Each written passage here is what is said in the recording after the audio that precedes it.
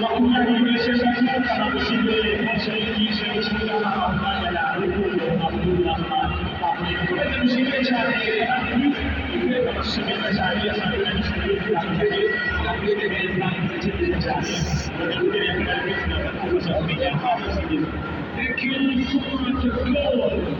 over 10 years to the community going on the time of the small